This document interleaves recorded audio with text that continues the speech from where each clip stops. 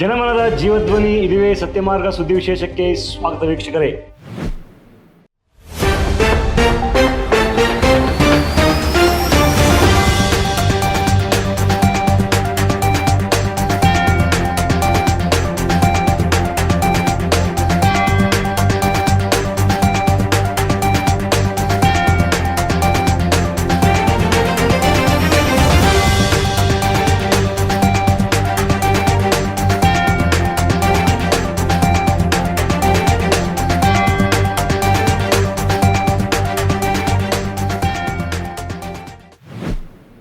ನಮ್ಮೊಂದಿಗೆ ಮುಚೋರು ಇದ್ದಾರೆ.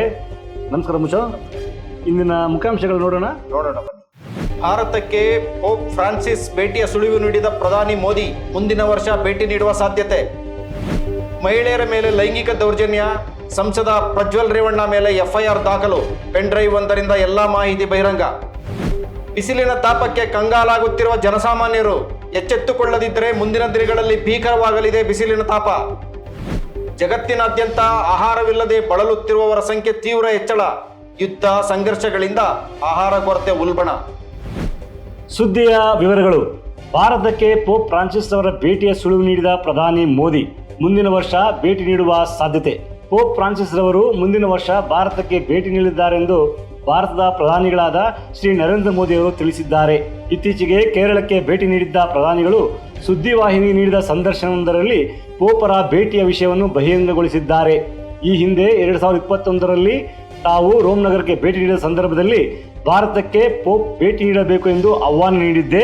ಹಾಗಾಗಿ ಮುಂದಿನ ವರ್ಷ ಪೋಪ್ ಫ್ರಾನ್ಸಿಸ್ ರವರು ಭಾರತಕ್ಕೆ ಭೇಟಿ ನೀಡುವ ಸಾಧ್ಯತೆ ಇದೆ ಎಂದಿದ್ದಾರೆ.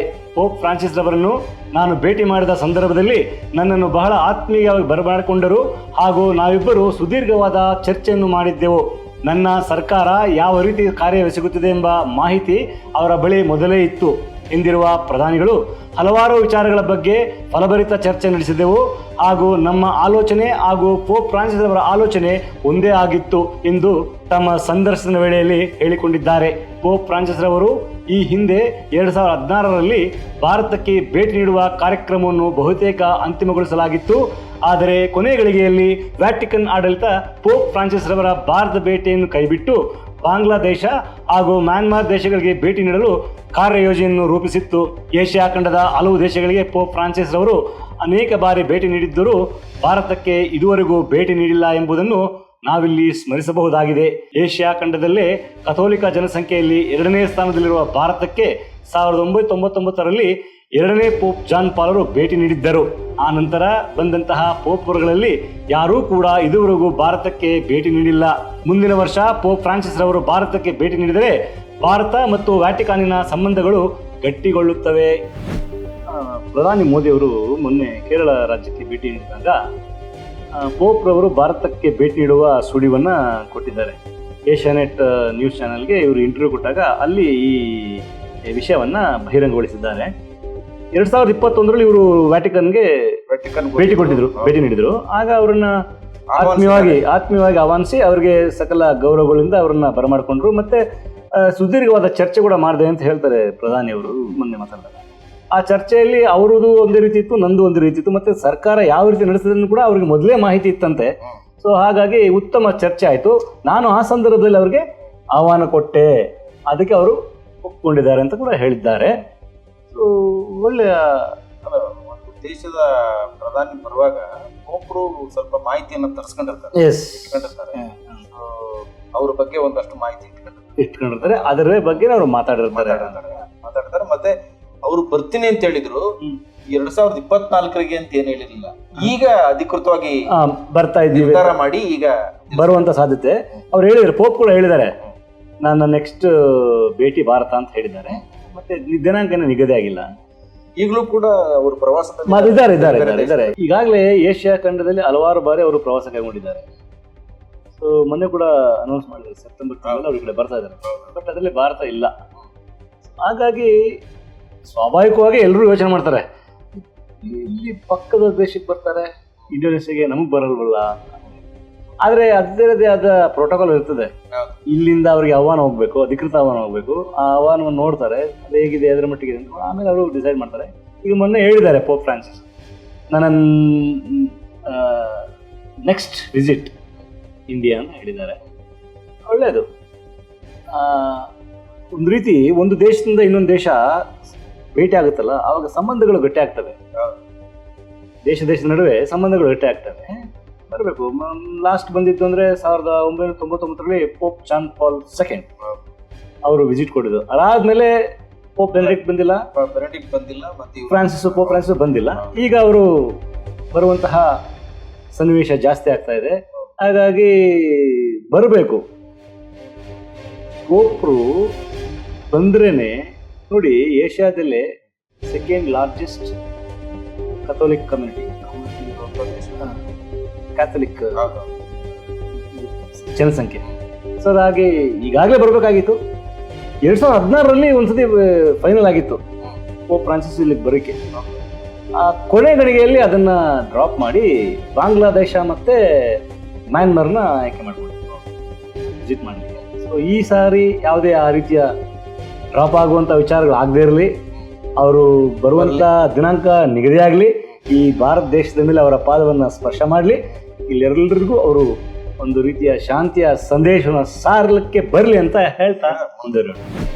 ಮಹಿಳೆಯರ ಮೇಲೆ ಲೈಂಗಿಕ ದೌರ್ಜನ್ಯ, ಸಂಸದ ಪ್ರಜ್ವಲ್ ರೇವಣ್ಣ ಮೇಲೆ ಎಫ್ಐಆರ್ ದಾಖಲು, ಪೆನ್ಡ್ರೈವ್ ಒಂದರಿಂದ ಎಲ್ಲಾ ಮಾಹಿತಿ ಬಹಿರಂಗ. ಹಾಸನ ಕ್ಷೇತ್ರದ ಜೆಡಿಎಸ್ ಸಂಸದ ಪ್ರಜ್ವಲ್ ರೇವಣ್ಣ ಸಾವಿರಾರು ಮಹಿಳೆಯರ ಮೇಲೆ ಲೈಂಗಿಕ ದೌರ್ಜನ್ಯ ಎಸಗಿದ್ದಾರೆಂಬ ಪ್ರಕರಣದ ವಿರುದ್ಧ ರಾಜ್ಯಾದ್ಯಂತ ಆಕ್ರೋಶ ಭುಗಿಲೆದ್ದಿದೆ. ಪೆನ್ಡ್ರೈವ್ ವಿಡಿಯೋದಲ್ಲಿದ್ದ ಹಾಸನದ ಸಂತ್ರಸ್ತೆಯೊಬ್ಬರು ಪ್ರಜ್ವಲ್ ರೇವಣ್ಣನವರು ನನ್ನ ಮೇಲೆ ಅತ್ಯಾಚಾರ ಎಸಗಿರುವುದಾಗಿ ಪ್ರತ್ಯೇಕ ದೂರು ನೀಡಿದ ಪರಿಣಾಮವಾಗಿ ಅವರ ಮೇಲೆ ಅತ್ಯಾಚಾರ ಪ್ರಕರಣ ದಾಖಲಿಸಲಾಗಿದೆ. ತಂದೆ ರೇವಣ್ಣ ಹಾಗೂ ಮಗನ ಇಬ್ಬರ ಮೇಲೂ ಎಫ್ಐಆರ್ ದಾಖಲಾಗಿದೆ. ಪ್ರಜ್ವಲ್ ರೇವಣ್ಣವರ ಕೃತ್ಯಕ್ಕೆ ವ್ಯಾಪಕ ಖಂಡನೆ ವ್ಯಕ್ತವಾಗ್ತಿರುವ ಇದೇ ಸಂದರ್ಭದಲ್ಲಿ ಹಲವಾರು ಸಂಘ ಸಂಸ್ಥೆಗಳು, ವಿರೋಧ ಪಕ್ಷಗಳು ಪ್ರತಿಭಟನೆಗಳನ್ನು ಹಮ್ಮಿಕೊಂಡು ಕೂಡಲೇ ಅಪ್ಪ ಮಗನನ್ನು ಬಂಧಿಸಬೇಕು ಹಾಗೂ ದೌರ್ಜನ್ಯಕ್ಕೆ ಒಳಗಾದ ಮಹಿಳೆಯರಿಗೆ ನ್ಯಾಯ ದೊರಕಿಸಿಕೊಡಬೇಕೆಂದು ಆಗ್ರಹಿಸುತ್ತಿದ್ದಾರೆ. ಹಾಸನ ಜಿಲ್ಲಾಧಿಕಾರಿಗಳಾದ ಸಿ ಸತ್ಯಭಾಮರವರು ಒಂದು ಹೆಜ್ಜೆ ಮುಂದೆ ಹೋಗಿ ಪಾಪದ ಕೊಡ ತುಂಬಿದಾಗ ಎಲ್ಲವೂ ಹೊರಬರುತ್ತದೆಂದು ರೇವಣ್ಣ ಕುಟುಂಬದ ವಿರುದ್ಧ ಆಕ್ರೋಶ ಹೊರಹಾಕಿದ್ದಾರೆ. ಈ ನಡುವೆ ಸಂಸದ ಪ್ರಜ್ವಲ್ ರೇವಣ್ಣನವರು ಮಹಿಳೆಯರ ಮೇಲೆ ಲೈಂಗಿಕ ದೌರ್ಜನ್ಯ ನಡೆಸಿರುವ ಆರೋಪ ಕುರಿತು ತನಿಖೆ ನಡೆಸಲು ಸರ್ಕಾರ ವಿಶೇಷ ತನಿಖಾ ತಂಡವನ್ನು ರಚಿಸಿ ಆದೇಶ ಹೊರಡಿಸಿದೆ. ಈ ತಂಡದ ನೇತೃತ್ವವನ್ನು ಎಡಿಜಿಪಿ ಬಿಕೆ ಸಿಂಗ್ ಅವರಿಗೆ ವಹಿಸಲಾಗಿದೆ. ಪ್ರಕರಣದ ಸೂಕ್ಷ್ಮತೆಯನ್ನು ಗ್ರಹಿಸಿರುವ ಜೆಡಿಎಸ್ನ ರಾಷ್ಟ್ರಾಧ್ಯಕ್ಷರಾದ ಶ್ರೀ ಎಚ್ ಡಿ ದೇವೇಗೌಡರವರು ಸಂಸದ ಪ್ರಜ್ವಲ್ ರೇವಣ್ಣರವರನ್ನು ಪಕ್ಷದಿಂದ ಉಚ್ಚಾಟನೆ ಮಾಡಿದ್ದಾರೆ. ಪ್ರಕರಣವನ್ನು ಕೈಗೆತ್ತಿಕೊಂಡಿರುವ ಎಸ್ಐಟಿಯು ಹಲವು ಆಯಾಮಗಳಿಂದ ತನಿಖೆಯನ್ನು ಚುರುಕುಗೊಳಿಸಿದೆ. ವಿದೇಶಕ್ಕೆ ಹೋಗಿರುವ ಪ್ರಜ್ವಲ್ ರೇವಣ್ಣ ಹಾಗೂ ತಂದೆ ರೇವಣ್ಣನವರಿಗೆ ತನಿಖೆ ನಡೆಸಲು ಕೂಡಲೇ ಶರಣಾಗುವಂತೆ ನೋಟಿಸ್ ನೀಡಲಾಗಿದೆ. ತನಿಖೆ ವೇಗವನ್ನು ಪಡೆದುಕೊಳ್ಳಬೇಕು, ತಪ್ಪಿತಸ್ಥರಿಗೆ ಕಠಿಣ ಶಿಕ್ಷೆ ಆಗಲೇಬೇಕೆಂಬುದು ಜನಸಾಮಾನ್ಯರ ಅಭಿಪ್ರಾಯವಾಗಿದೆ. Republic of Ballari, republic of Hassan. ಹೌದು, ಒಂದು ಕುಟುಂಬ ಒಂಥರ ಗುತ್ತಿಗೆ ತಗೊಂಡಾಗ ಈ ಜಿಲ್ಲೆಯನ್ನ ಆಕ್ರಮಿಸ್ಕೊಂಡು ಅಧಿಕಾರಿಗಳನ್ನ, ಅಮಾಯಕರನ್ನ ದುರ್ಬಳಕೆ ಮಾಡೋದು ನೋಡಿ. ಈ ವಿಚಾರ ನಾನು ಕೇಳಿದ ತಕ್ಷಣ ನನಗೊಂದು ರೀತಿ ಭಯಭ್ರಾಂತನಾಗ್ಬಿಟ್ಟೆ. ಸಂಸದ MP, ಸಿಟ್ಟಿಂಗ್ MP ಮುಚ್ಚೋ ಬಂದೂಕ ತೋರಿಸಿ ಹೆಣ್ಮಕ್ಳನ್ನ ಬಳಸಿರೋದು, ಅತ್ಯಾಚಾರ ಮಾಡಿ ಹೆಣ್ಮಕ್ಳನ್ನ. ಯಾಕೆ ಆ ಮನಸ್ಥಿತಿ? ಅವರೇನು ದರಿದ್ರತೆಯಿಂದ ಕೂಡಿರ್ತಕ್ಕಂಥ ವಿಚಾರಣ ಕುಟುಂಬ, ಎಷ್ಟು ಶ್ರೀಮಂತಿಕೆಯಿಂದ ಕೂಡಿರೋ ಕುಟುಂಬ ಅಲ್ವಾ? ರಾಜಕಾರಣದಲ್ಲಿ ಎಷ್ಟು ದಿನ ರಾಜಕಾರಣ, ಪ್ರಧಾನಿಗಳ ಮೊಮ್ಮಕ್ಕಳು, ಪ್ರಧಾನಿಯ ಕುಟುಂಬ. ಎಲ್ಲಿಗೆ ಹೋಗ್ತಾ ಇದೆ ಈ ವಿಚಾರಗಳೆಲ್ಲ? ರಾಜಕೀಯ ಚಿತ್ರಣ ಎಲ್ಲಿಗೆ ಹೋಗ್ತಾ ಇದೆ ಅನ್ನೋದು ನನಗೆ ಅನ್ನಿಸ್ತಾ ಇಲ್ಲ, ನನಗೆ ತೋರಿಸ್ತಾ ಇಲ್ಲ. ಆಶ್ಚರ್ಯ ಏನಂದ್ರೆ ಇಡೀ ಪ್ರಕರಣವನ್ನ ಪ್ರೊಟೆಸ್ಟ್ ಮಾಡ್ತಿದ್ದಾರೆ, ಎಲ್ಲರೂ ದೇಶಾದ್ಯಂತ ಪಿಂಡ್ರೈವ್ ಕೊಟ್ಟೊಂದು ನುಗ್ತಿದ್ದಾರೆ. ಕುಮಾರಸ್ವಾಮಿ ಅವರು ಪಿಂಡ್ರೈವ್ ಕೊಡೋರು ಎಲ್ಲಿದ್ದೇನೆ? ಕಾರ್ತಿಕ್ ಅಂತ ಯಾರಲ್ಲ, ಅಲ್ಲಿ ಮಲೇಷ್ಯಾದ ಯಾರು ಕಳಿಸಿದ್ದು? ಇದು ಕೇಳುವಂತ ಪ್ರಶ್ನೆನಾ? ಕಾರ್ತಿಕ್ನ ಮಲೇಷ್ಯಾಕ್ಕೆ ಯಾರು ಕಳಿಸಿದ್ದು? ಅವ್ರು ಎಲ್ಲಿದ್ದಾನೆ ಅಂದ್ರೆ ಏನು? ಸರಿ ಆಯ್ತಪ್ಪ, ಈಗ DK ಶಿವಕುಮಾರೇ ಬಿಡುಗಡೆ ಮಾಡಿರ್ಲಿ, ಇನ್ನೊಬ್ಬ ಒಂದು ಪ್ರಕರಣ ಆಚೆಗೆ ಬಂದಿದೆ, ಅದರ ಸತ್ಯಾಸತ್ಯತೆಯನ್ನ ಪರಿಶೀಲಿಸಿ ಎಂಕ್ವೈರಿ ಮಾಡಿ ಅವ್ನು ಶಿಕ್ಷೆ ಕೊಡೋದು ಅಥವಾ ತನಿಖೆಗೆ ಬನ್ನಿ ಅಂದ್ರೆ ಪೆನ್ ಡ್ರೈವ್ ಕೊಟ್ಟವ್ನು ಹುಡುಕ್ತಾವ್ರೆ. ತನಿಖೆಗೆ ಇವ್ರು ಬರಕಲ್ಲ, ತನಿಖೆಗೆ ಬರೋದು ಬಿಟ್ಟು ಈ ತರ ಪೆನ್ ಡ್ರೈವ್ ಯಾರು ಕೊಟ್ರು? ನಮ್ಮ ಹತ್ರನೂ ಇದೆ, ನಮ್ಮನ್ನ ಕೆಣಕಿದ್ದಾರೆ, ನಮ್ಮನ್ನ ಕೆಣಕಿದ್ದಾರೆ, ನಾವು ಬಿಡಲ್ಲ. ಏನಿದು ನಾವು ಮಾಡ್ತೀವಿ, ನಾವು ಅವ್ರದ್ದು ಎತ್ತಿದೀವಿ, ಅವ್ರದ್ದು ಐತೆ ಬಗದಷ್ಟು. ನೋಡಿ, ಈ ಪೆನ್ ಡ್ರೈವ್ ಅಂತ ವಿಚಾರ ಬಂದಾಗ ಇವರೇ ಫಸ್ಟ್ ಅದನ್ನ ಹೌದು, ನನ್ನ ಹತ್ರ ಪೆನ್ ಪೆನ್ ಡ್ರೈವ್ ಇದೆ ಜೋಬಲ್ಲಿ, ಬ್ರದರ್ ಅಂತ ಇದೆ, ಬ್ರದರ್ ಅಂತ ತೋರ್ಸೋರು ಇವರೇ. ಅದು ಟುಸ್ ಆಗೋಯ್ತು, ಏನು ಇಲ್ಲ ತೋರಿಸಿ ಮಾರ್ಗದರ್ಶಕರು ಇವರೇ. ಅವ್ರ ಕುಟುಂಬಕ್ಕೆ ಬಂದ್ಬಿಡ್ತು ಆ ಪೆನ್ ಡ್ರೈವ್ ಅಲ್ಲಿ. ಮತ್ತೆ ಅವ್ರು ಹೇಳ್ತಾರೆ ಉಪ್ಪು ತಿನ್ನೋ ನೀರು ಕುಡಿಲಿ, ತಪ್ಪು ಮಾಡಿದ್ರೆ ಅವ್ನಿಗೆ ಶಿಕ್ಷೆ ಆಗ್ಲಿ ಅಂತ ಹೇಳ್ತಾರೆ ಒಂದ್ಸತಿ.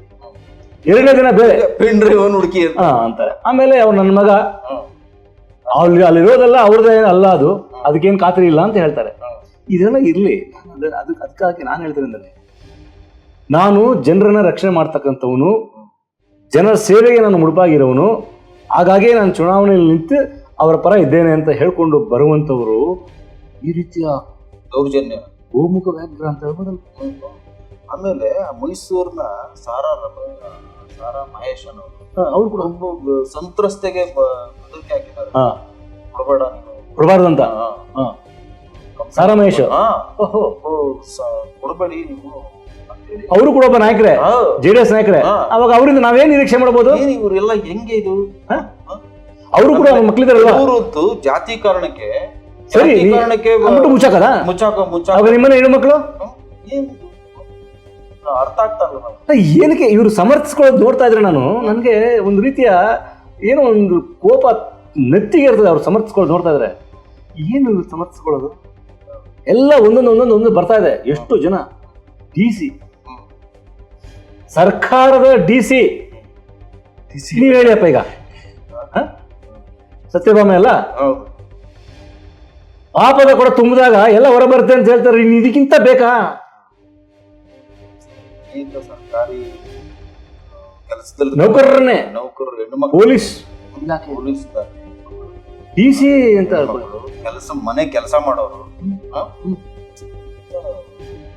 ಇದು ಇದು ಇದು ಯಾರು ಇದನ್ನ ತೀರ್ಪುಕೊಳ್ತಾರೆ? ಯಾರು ಇದಕ್ಕೆ ಒಂದು ಸರಿಯಾದ ಮಾತನಾಡಿ ಅದಕ್ಕೆ ಒಂದು ಇತಿಶ್ರೀ ಆಡ್ತಾರೆ?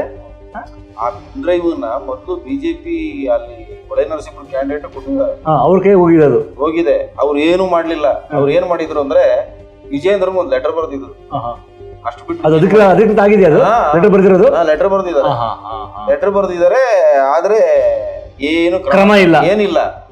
ಈಗ ಜಂಟಿ ಆಗ್ಬಿಟ್ರಲ್ಲ ಇವರು, ಅಲಯನ್ಸ್ ಮಾಡ್ಕೊಂಡ್ರು. ಈಗ ಏನು ಅಂದ್ರೆ, ಈಗ ಹೆಂಗೆ ಅಂದ್ರೆ ಯಾವ DKC ಕೈಗೆ ಹೋಗ್ಬಿಡ್ತು, ಅಲ್ಲಿಂದ ಬಂತು, ಎಲ್ಲಿಂದನಾದ್ರೂ ಬರ್ಲಿ. ಅಲ್ಲ, ಈಗ ಏನೇನು ತೇಪೆಗಳನ್ನ ಹಾಕುವುದು ಹೋಗ್ತದ್ರೆ ಅದು ಸರಿಯಲ್ಲ, ಅದು ಶೋಭೆ ತರುವುದಲ್ಲ.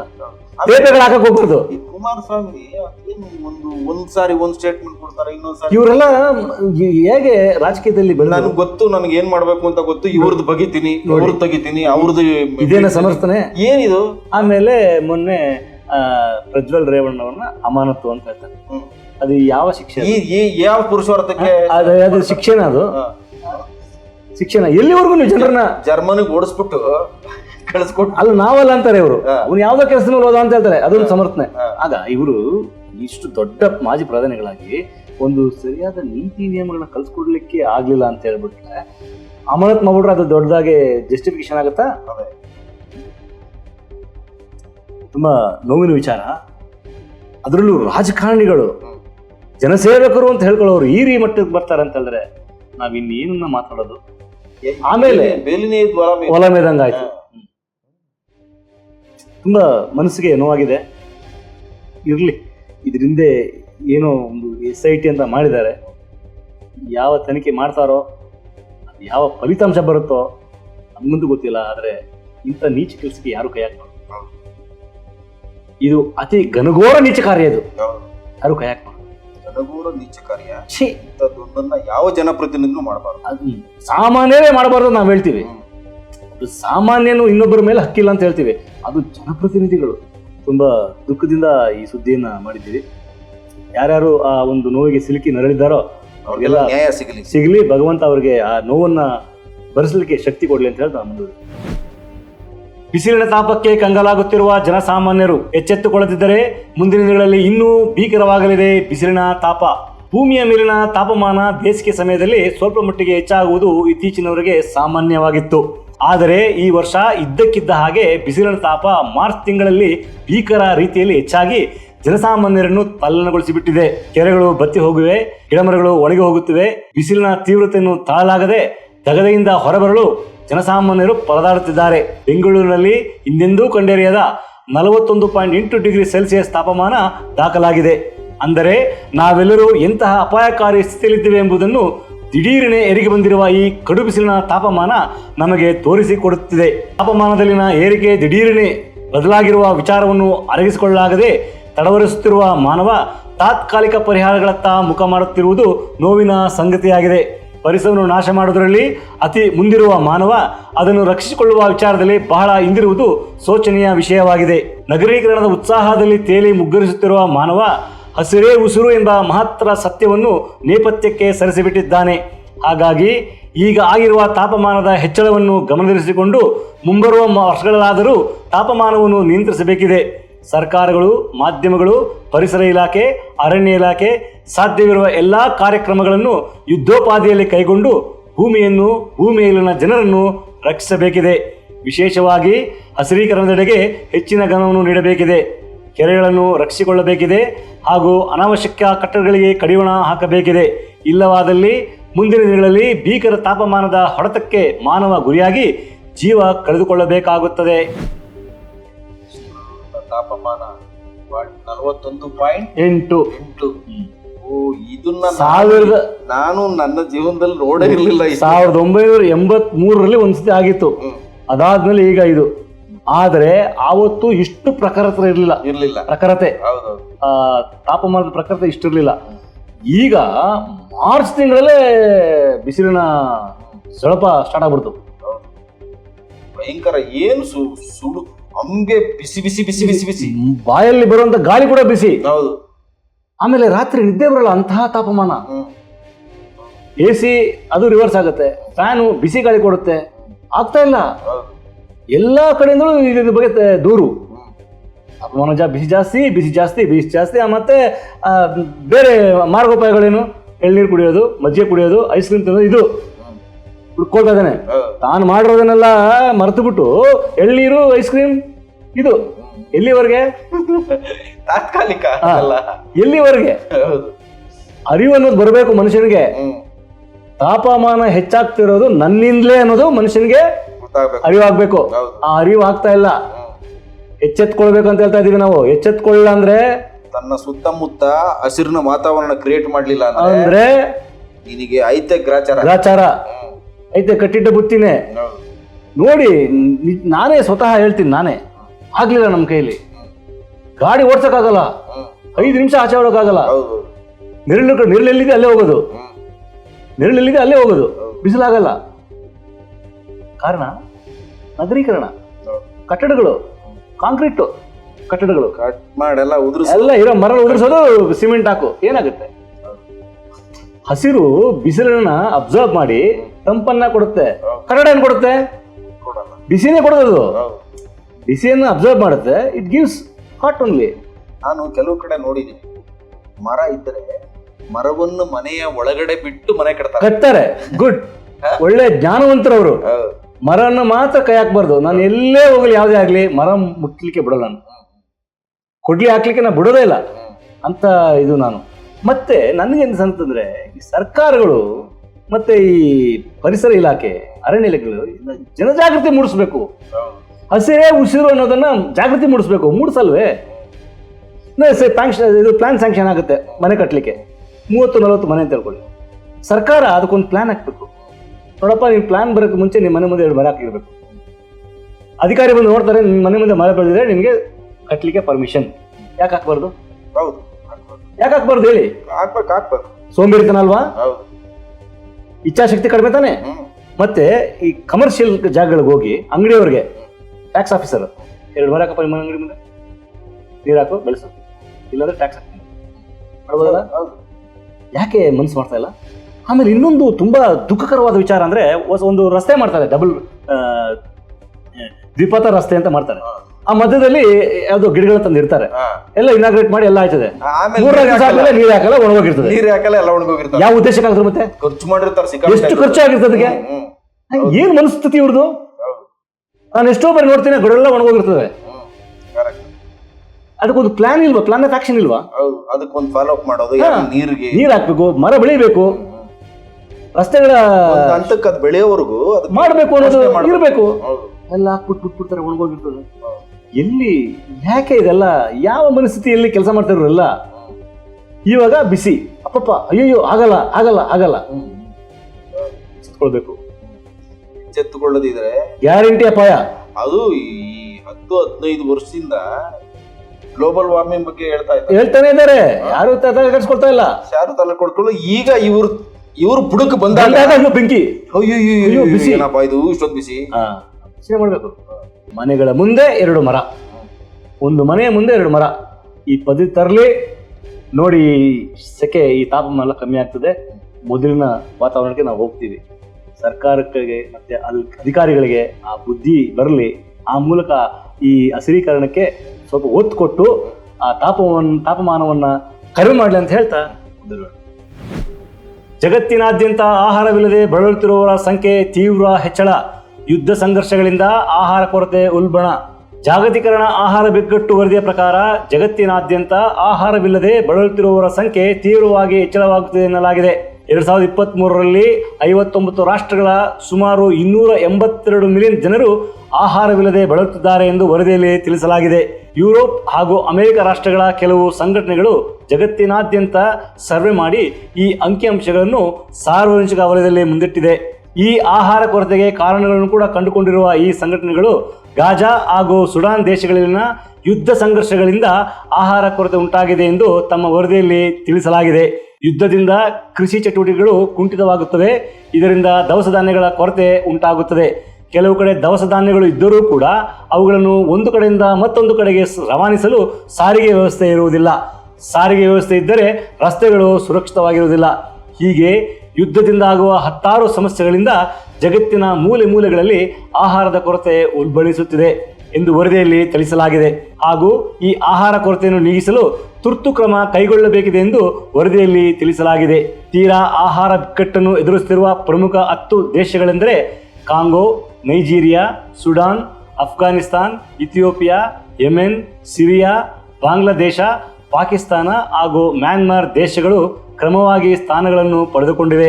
ದೇಶಗಳಲ್ಲಿನ ಆಹಾರ ಕೊರತೆಗಳು ನೀಗಿಸಲು ಯುಕ್ರೇನ್ ಹಾಗೂ ಗಾಜಾ ಪಟ್ಟಿಯಲ್ಲಿ ನಡೆಯುತ್ತಿರುವ ಯುದ್ಧಗಳು ನಿಲ್ಲಬೇಕೆಂದಿರುವ ಪೋಪ್ ಫ್ರಾನ್ಸಿಸ್, ಕೊನೆಗಾಣದ ಯುದ್ಧಕ್ಕಿಂತ ಮಾತುಕತೆಯಿಂದ ಸ್ಥಾಪಿಸಲ್ಪಡುವ ಶಾಂತಿಯು ಉತ್ತಮ ಎಂದು ತಮ್ಮ ಅಭಿಪ್ರಾಯವನ್ನು ವ್ಯಕ್ತಪಡಿಸಿದ್ದಾರೆ.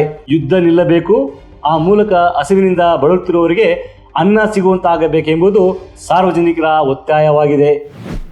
ಈ ದಿನದಿಂದ ದಿನಕ್ಕೆ ಈ ಆಹಾರ ಕೊರತೆ ಹೆಚ್ಚಾಗ್ತಾ ಇದೆ. ಇಲ್ಲಿ ಯುದ್ಧ ಪೀಡಿತ ಪ್ರದೇಶಗಳು ಈ ಯುದ್ಧಗಳು ಆಗಿ ಪ್ರಾರಂಭ ಆದ್ರೇ ಸಾಕು. ಯುದ್ಧ ಪ್ರಾರಂಭ ಆದ್ರೆ ಅದು ಎಲ್ಲ ಕಡೆ ಅದು ಸಮಸ್ಯೆನ ಉಂಟು ಮಾಡುತ್ತೆ, ಎಲ್ಲ ಸ್ತಬ್ಧವಾಗುತ್ತೆ. ಬಾಂಬು ಗುಂಡುಗಳು ಬೀಳ್ತಾ ಇದ್ರೆ ರಸ್ತೆಗಳು ಚಿತ್ರ ಆಗ್ತವೆ, ಮತ್ತೆ ಹೊಲಗದ್ದೆಗಳೆಲ್ಲ ಚಿತ್ರ ಆಗ್ತವೆ. ಅಲ್ಲಿ ಒಂದು ರೀತಿಯ ಪೊಲ್ಯೂಷನ್ ಕ್ರಿಯೇಟ್ ಆಗುತ್ತೆ, ಹೊಗೆ, ದಟ್ಟವಾದ ಧೂಳು. ಮತ್ತೆ ಈ ಬಾಂಬುಗಳಿಗೆ ಬಳಸ್ತಕ್ಕಂಥ ರಾಸಾಯನಿಕಗಳು ಬಿದ್ದ ಜಾಗದಲ್ಲಿ ಬೆಳೆಯಕ್ಕಾಗಲ್ಲ, ಗರಿಕೆ ಮತ್ತೆ ಬುಳ್ಳು ಏನು ಬೆಳೆಯಕ್ಕಾಗಲ್ಲ. ಹಾಗೆ ಅವಾಗ ಏನಾಗುತ್ತೆ, ರೈತರು ಕ್ರಮೇಣ ತಮ್ಮ ಕೃಷಿ ಚಟುವಟಿಕೆಗಳನ್ನು ನಿಲ್ಲಿಸ್ತಾರೆ. ಚಟುವಟಿಕೆ ನಿಲ್ಲಿಸಿ ಏನಾಗುತ್ತೆ, ದವಸ ಧಾನ್ಯಗಳ ಕೊರತೆ ಆಗುತ್ತೆ. ಇನ್ನೊಂದು, ದವಸ ಧಾನ್ಯಗಳು ಇದೆ ಅಂದ್ರೂ ಕೂಡ ಅದನ್ನ ರವಾನಿಸಲಿಕ್ಕೆ ಟ್ರಾನ್ಸ್ಪೋರ್ಟ್ ಸಿಸ್ಟಮ್ ಇರಲ್ಲ. ಸರಿ, ಸಿಸ್ಟಮ್ ಇದೆ ಅಂದ್ರೂ ಕೂಡ ಇದೆ ಅಂದ್ರೂ ರಸ್ತೆಗಳಿರಲ್ಲ. ಯಾಕಂದ್ರೆ ಬಾಂಬ್ ಬಂಬಾರ್ಡ್ಮೆಂಟ್ ಮಾಡೋದು ರಸ್ತೆಗಳನ್ನ, ರಸ್ತೆಗಳು, ಸೇತುವೆಗಳನ್ನು ಹೊಡೆದಾಕ್ತಾರೆ, ಸಂಪರ್ಕ ಕೈಗೊಳ್ಳುವಂತ ವಿಚಾರಗಳನ್ನ ಕಟ್ ಮಾಡ್ತಾರೆ. ಸೊ ಈಗ ಇದು ಏನಾಗುತ್ತೆ, ಅಲ್ಟಿಮೇಟ್ಲಿ ಫುಡ್ ಕ್ರೈಸಿಸ್ ಮೇಲೆ ಬರುತ್ತೆ. ನಾನು ನೋಡಿದೆ, ಇದು ಗಾಜಾ ಪಟ್ಟಿಯಲ್ಲಿ ಮಕ್ಕಳು ಊಟ ಇಲ್ಲ ಅಂತ ಬರ್ತಾರಲ್ಲ, ಗರಿಕೆಗಳನ್ನ ಎಲ್ಲೆಲ್ಲಿ ಸಿಗುತ್ತೆ ಗರಿಕೆಗಳನ್ನ ಬೇಯಿಸಿ ನೀರನ್ನ ಕೊಡ್ತಾ ಇದ್ದಾರೆ. ಯಾರಿಗೆ? ಮಕ್ಕಳಿಗೆ. ನೀರು ಅನ್ನ ಇಲ್ಲ ಇಲ್ಲ ಮಕ್ಕಳನ್ನ ಮಾಡಕ್ಕೆ, ಆ ತಕ್ಷಣಕ್ಕೆ ಸಂತೃಪ್ತಿ ಪಡಿಸೋದಕ್ಕೆ ಎಲ್ಲೋ ಗರಿಕೆ ಇದ್ದದನ್ನೆಲ್ಲ ಬೇಯಿಸಿ ಕೊಡ್ತಿದ್ದಾರೆ. ತುಂಬಾ ಹೀನಾಯ ಸ್ಥಿತಿ. ಅದು ಎಮರ್ಜೆನ್ಸಿ ಅಂತ ಅನ್ನೋದೇ ಒಂದು ಭೀಕರವಾದ ಸನ್ನಿವೇಶ. ಮನುಷ್ಯನ ಬದುಕನ್ನ ಸರ್ವನಾಶಗೊಳಿಸಬಲ್ಲ ಒಂದು ಭೀಕರವಾದ ಪರಿಸ್ಥಿತಿ ಅದೊಂದು ಯುದ್ಧ ಅನ್ನೋದು. ಅದು ಪ್ರಾರಂಭ ಆಗ್ಬಿಟ್ರೆ ಎಷ್ಟು ಜೀವಗಳ ಮರಣ ಹೋಮ ಆಗುತ್ತಲ್ಲ. ಯಾರದೋ ಒಬ್ಬನ ಹಿತಾಸಕ್ತಿಗಾಗಿ ನಡೆಯತಕ್ಕ ಕುತಂತ್ರ, ಆತನ ಸ್ವಹಿತಾಸಕ್ತಿ, ಹಿತಾಸಕ್ತಿಗಾಗಿ ನಡೀತಕ್ಕಂಥ ಯುದ್ಧ ಅನೇಕ ಜೀವನವನ್ನ ಬರ್ಬಾದ್ ಮಾಡುತ್ತೆ. ಯಾಕೆ ಆಗ ಅದನ್ನು ಅನಲೈಸ್ ಮಾಡಲ್ವಾ ಯುದ್ಧ ಮಾಡೋನು? ಇಲ್ಲ, ಅವ್ರ ಹಿತಾಸಕ್ತಿ ಬೇರೆ, ಸ್ವಾರ್ಥ ಹಿತಾಸಕ್ತಿ ಇನ್ನೇನಿದೆ. ಹಿತಾಸಕ್ತಿ ಏನಂದ್ರೆ ಏನು ಅಲ್ಲ, ಆಸಕ್ತಿ, ಸ್ವಾರ್ಥನೇ. ಹಂಗಾಗಿ ಅವ್ರಿಗೆ ಜನರ ಮೇಲೆ this way we can put it. ಸ್ವಹಿತಾಸಕ್ತಿ ಅಂದ್ರೆ ಏನು? ಒಬ್ಬನ ಕೊಂದುಬಿಟ್ಟು ಮೇಲೆ ಹಿತಾಸಕ್ತಿ ಪೂರ್ಣಗೊಳ್ಳುತ್ತಾ? ನೀವು ಯುದ್ಧದಾಹಿ ಒಬ್ಬನಿಗೆ ಹೇಳಕ್ಕಾಗಲ್ಲ, ಅವನಿಗೆ ಗೊತ್ತೇ ಇರಲ್ಲ ಏನಂದ್ರೆ ಇದು ಮಾನವೀಯತೆ, ಶಾಂತಿ, ಸಮಾಧಾನ, ಪ್ರೀತಿ ಇವೆಲ್ಲ ಅರ್ಥ ಆಗಲ್ಲ. ಬೇಡ ಅದೆಲ್ಲ ಯುದ್ಧ ಮಾಡ್ಲೇಬೇಕು ಅಂತ ಡಿಸೈಡ್ ಮಾಡ್ದವನಿಗೆ ಇವೆಲ್ಲ ಅರ್ಥ ಆಗಲ್ಲ. ಅದೆಲ್ಲ ಆಸೆ ಬಂದಿರ್ತಾನೆ. ಹೌದು, ಅದನ್ನೆಲ್ಲ ಮೀರಿರ್ತಾರೆ, ಬಂದಿರ್ತಾರೆ. ಯಾವನ್ ಸತ್ರೆ ಹೊಡಿ ಬಡಿಯೇ ನನ್ನ ಉದ್ದೇಶ, ನನ್ನ ಸಿದ್ಧಾಂತನೇ ಹೊಡಿ ಬಡಿ. ಹೌದು, ಆಹಾರ ಇಲ್ದೆ ನೋಡಿ. ಆಮೇಲೆ ಯುದ್ಧ ಅಂದಾಗ ಮಕ್ಕಳು ಮರಿ ಯಾರು ನೋಡಲ್ಲ, ಹೆಣ್ಮಕ್ಳು ಇಂಥವ್ರನ್ನೇ ಟಾರ್ಗೆಟ್. ಯಾವ ಭಾಗಕ್ಕೆ ಏನೋ ಬಾಂಬ್ ಆಗ್ತದೆ ಅಂದ್ರೆ ಯೋಚನೆ ಮಾಡಲ್ಲ. ಆಸ್ಪತ್ರೆಗಳು ಸುಮ್ಮನೆ ಬಾರಿಸ್ಬಿಡೋದು. ಹೌದು, ನೀವು ಗಾಜಾದಲ್ಲಿ ನೋಡ್ತಿರಲ್ಲ, ಎಲ್ಲರೂ ನಡ್ಕೊಂಡು ಹೋಯ್ತಿರ್ತಾರೆ, ತುಡೀರ್ ಡಮ್ ಅಂತದೆ. ಮಕ್ಕಳು ಆಡ್ತಾರ ಜಾಗದಲ್ಲಿ, ಮಕ್ಕಳು ಆಡ್ತಿರೋದ್ರಲ್ಲಿ ಡಮ್ ಅಂತದೆ. ಡಮ್ ಅಂದ ತಕ್ಷಣನೇ ಒಂದು 50 ಜನ ಸತ್ತೋಗ್ತಾರೆ. ಅದು ಕಣ್ಣಿಂದ ನೋಡ್ತಾರೆ ಮಕ್ಕಳೆಲ್ಲ. ಅಂದ್ರೆ ಎಲ್ಲಾರು ನೋಡ್ತಿದ್ದಂಗೆ ಮಾರ್ಕೆಟ್ ಪ್ಲೇಸ್, ಆಸ್ಪತ್ರೆ, ಎಲ್ಲಂದ್ರಲ್ಲಿ ಜನ ನಿಬಿಡ ಪ್ರದೇಶದಲ್ಲಿ ದಿಢೀರ್ ನೋಡಿ. ಅದಕ್ಕೆ ಪೋಪ್ ಒಂದು ಮಾತು ಹೇಳ್ತಾರೆ. ಪೋಪ್ ಯುದ್ಧದ ವಿಷಯ, ಯುದ್ಧದಲ್ಲೇ ಆಹಾರ ಕೊರತಲ್ವಾ? ಕೊನೆಗಾಣದ ಯುದ್ಧಕ್ಕಿಂತ ಹೌದು, ರಾಜಿ ಮಾಡಿಕೊಳ್ಳಬಹುದಾದ ಶಾಂತಿ ಮಾತುಕತೆನೇ ಬೆಟ್ರು ಅಂತ ಹೇಳ್ತಾರೆ. ರಾಜಿಯಿಂದ ಒದಗತಕ್ಕಂಥ ಶಾಂತಿಯೇ ಒಳ್ಳೇದು. ಹಾಗಾಗಿ ಯುದ್ಧ ನಿಲ್ಸ್ರಪ್ಪ, ಮಾತುಕತೆಗೆ ಮುಂದಾಗ್ರಿ ಅಂತ ಕೇಳ್ತಾರೆ. ಮಾತುಕತೆಯಿಂದ ಶಾಂತಿ ನಿಲ್ಲಿಸ್ಲಿ, ಅಸಲಿವರಿಗೆ ಅನ್ನ ಸಿಗ್ಲಿ ಅಂತ. ಸೊ ಜಾಗತಿಕ ಮಟ್ಟದ ಉನ್ನತ ನಾಯಕರುಗಳು ಏನನ್ನೇ ಸಾಧಿಸ್ಲಿ, ಎಂಥದ್ದನ್ನೇ ಸಾಧಿಸಿರ್ಲಿ, ಕೊನೆಗೆ ನೆಲಕ್ಕೆ ಬೀಳಲೇಬೇಕಾಗುತ್ತೆ. ಯಾರು ಎತ್ತರಕ್ಕೆ ನಿಲ್ತೀವಿ ಅಂತ ಹೇಳುವಂತ ಪ್ರಮೇಯನೇ ಬರೋಲ್ಲ. ಎಷ್ಟೇ ಎತ್ತರದ ವ್ಯಕ್ತಿ ಆದ್ರೂ ನೆಲಕ್ಕೆ ಉರುಳಲೇಬೇಕಾಗುತ್ತೆ ಒಂದಲ್ಲ ಒಂದು ದಿನ. ಹಾಗಾಗಿ ಇಂತಹ ಈ ನಾಯಕತ್ವಕ್ಕೆ ಕೈ ಹಾಕಬಾರ್ದು. ಮನುಷ್ಯನ ಆಹಾರವನ್ನು ಕಿತ್ಕೊಳ್ಳುವಂಥ ಕೆಲಸಕ್ಕೆ ಕೈ ಹಾಕಬಾರ್ದು. ಆಹಾರ ಅವ್ರಿಗೆ ಸಿಗುವಂತಹ ಕೆಲಸಕ್ಕೆ ಕೈ ಹಾಕಬಾರ್ದು ಅಂತ ಹೇಳ್ತಾ ಅವ್ರಿಗೆಲ್ಲ ಒಳ್ಳೆ ಬುದ್ಧಿಗೊಳ್ಳಿ ಅಂತ ಮುಂದೆ. ಇಂತಿಷ್ಟು ಸುದ್ದಿ ಸಮಾಚಾರಗಳೊಂದಿಗೆ ಇಂದಿನ ವಿಶೇಷ ಸುದ್ದಿಯನ್ನು ಮುಕ್ತಾಯಗೊಳಿಸ್ತಾ ಇದ್ದೇವೆ. ನಮಸ್ಕಾರ.